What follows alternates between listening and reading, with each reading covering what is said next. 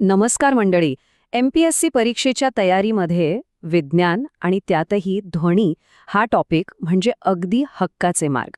तर आज आपण याच टॉपिकची एकदम सोप्या पद्धतीने तयारी करणार आहोत. तर प्रश्न हा आहे की MPSC परीक्षेत ध्वनी या टॉपिकवर हमखास गुण कसे मिळवायचे. खरं तर हा MPSCचा एक आवडता विषय आहे, त्यामुळे यावर प्रश्न हमखास येतो. चला मग बघूया की हे गुण आपल्या हातून निसटणार नाहीत याची पक्की सोय कशी करायची. बरं, तर आज आपण काय काय बघणार आहोत. सगळ्यात आधी ध्वनी म्हणजे काय आणि तो तयार कसा होतो हे समजून घेऊ. मग त्याचे गुणधर्म आणि प्रकार पाहू. त्यानंतर प्रतिध्वनी आणि सोनारसारख्या इंटरेस्टिंग गोष्टी, MPSCने आधी विचारलेले प्रश्न आणि शेवटी सरावासाठी काही प्रश्न पण सोडवणार आहोत. चला मग सुरुवात करूया आपल्या पहिल्या भागाला, ध्वनीची ओळख आणि निर्मिती. एकदम बेसिक पासून सुरू करूयात. तर ध्वनी म्हणजे नक्की काय? सोप्या भाषेत सांगायचं तर ध्वनी ही एक प्रकारची ऊर्जा आहे. ती तयार होते कंपनांमुळे, म्हणजे व्हायब्रेशन्समुळे, आणि सगळ्यात महत्त्वाचं, तिला प्रवास करण्यासाठी कोणत्या ना कोणत्या माध्यमाची गरज लागते. ही साधी सोपी व्याख्या आहे ना, परीक्षेसाठी खूप महत्त्वाची आहे, लक्षात ठेवा. आता बघा, इथे एक इंटरेस्टिंग गोष्ट आहे. ध्वनीचा वेग प्रत्येक माध्यमात सारखा नसतो. या तक्त्यात बघा, स्थायू पदार्थांमध्ये म्हणजेच सॉलिड्समध्ये वेग सगळ्यात जास्त असतो. का? कारण त्याचे कण एकमेकांना अगदी चिकटून असतात, त्यामुळे व्हायब्रेशन पटकन पुढे जातं. द्रवामध्ये कण थोडे दूर म्हणून वेग कमी, आणि वायूंमध्ये तर कण खूपच लांब लांब असतात, त्यामुळे वेग सगळ्यात कमी. हा क्रम लक्षात ठेवा, यावर प्रश्न बनतो. ठीक आहे, तर ध्वनीचा वेग माध्यमावर अवलंबून असतो हे आपल्याला कळालं. आता वळूया त्याच्या गुणधर्मांकडे आणि प्रकारांकडे. हा भाग तर परीक्षेच्या दृष्टीने खूप महत्त्वाचा आहे. इथे बघा, ध्वनीचे 3 मुख्य गुणधर्म आहेत.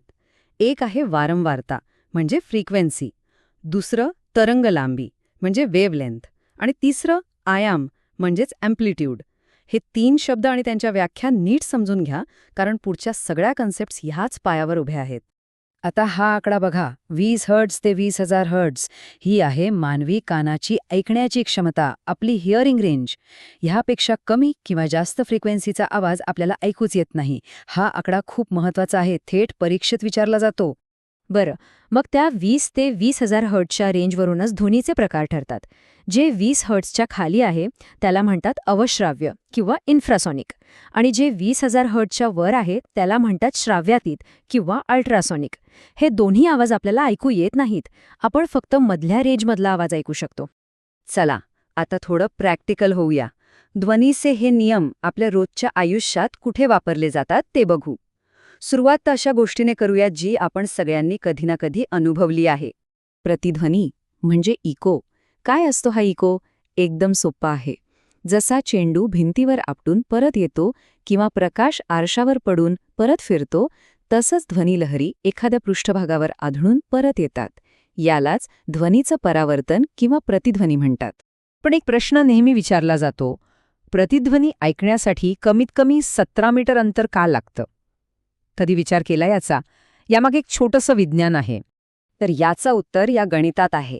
बघा, आपला मेंदू एखादा आवाज ऐकल्यावर तो साधारण 0.1 सेकंदासाठी लक्षात ठेवतो, आणि हवेत ध्वनीचा वेग असतो साधारण 340 मीटर प्रति सेकंड. मग 0.1 सेकंदात ध्वनी किती प्रवास करेल? बरोबर 34 मीटर. पण थांबा, हे 34 मीटर अंतर म्हणजे जाऊन येऊन झालेलं अंतर आहे. ध्वनी आधी अडथळ्यापर्यंतच जाणार आणि मग परत आपल्या कानापर्यंत येणार. म्हणजे एका बाजूचं अंतर किती झालं? 34च्या अर्ध, म्हणजेच 17 मीटर. म्हणून प्रतिध्वनीसाठी कमीत कमी 17 मीटर अंतर लागतं. आणि हा जो परावर्तनाचा नियम आहे ना, तो फक्त डोंगरात ओरडण्यापुरता नाही. याच तत्वावर सोनार तंत्रज्ञान काम करतं. सोनार म्हणजे साऊंड नॅव्हिगेशन अँड रेंजिंग. यात अल्ट्रासॉनिक लहरी वापरून समुद्राची खोली मोजतात, पाणबुड्या शोधतात. इतकंच काय, मेडिकलमधली सोनोग्राफी पण याच तत्वावर चालते. चला, आता बघूया की MPSCने यावर आधी कसे प्रश्न विचारले आहेत. हा बघा, एक जुना प्रश्न. प्रतिध्वनी तेव्हाच ऐकू येईल जेव्हा ध्वनीचा स्रोत आणि अडथळा यांच्यातील अंतर डॅश डॅश असेल. आत्ताच आपण यावर बोललो. आणि याचं उत्तर काय? बरोबर, किमान 17 मीटर किंवा त्यापेक्षा जास्त. बघा, किती थेट प्रश्न विचारला जातो, म्हणजे आपण जे शिकतोय ते परीक्षेसाठी किती महत्वाचं आहे हे यावरून कळतं. ठीक आहे, आता वेळ झाली आहे थोडा सराव करण्याची. बघूया आपल्याला किती समजलंय. पहिला प्रश्न, ध्वनीचा वेग खालीलपैकी कोणत्या माध्यमात सर्वाधिक असतो? पर्याय आहेत हवा, पाणी, पोलाद की निर्वात पोकळी. जरा विचार करा, कोणत्या माध्यमातले कण सगळ्यात जवळ असतात? आणि याचं बरोबर उत्तर आहे पर्याय क, पोलाद. कारण पोलाद हे स्थायू आहे, ज्यात कण एकमेकांना घट्ट धरून असतात आणि त्यामुळे व्हायब्रेशन्स वेगाने पुढे जातात. पुढचा प्रश्न, मानवी कानासाठी श्रवणीय वारंवारता कोणती आहे? 10 हर्ट्स, 100 हर्ट्स, 25,000 हर्ट्स की 5 हर्ट्स? ती रेंज आठवा आपण जी बघितली होती. उत्तर सोपं आहे. पर्याय ब, 100 हर्ट्स. कारण फक्त हाच पर्याय आपल्या 20 ते 20,000 हर्ट्सच्या ऐकण्याच्या क्षमतेत बसतो. तर आज आपण काय पाहिलं की प्रतिध्वनीसारख्या साध्या वाटणाऱ्या गोष्टीमागे सुद्धा किती इंटरेस्टिंग विज्ञान दडलेलं आहे.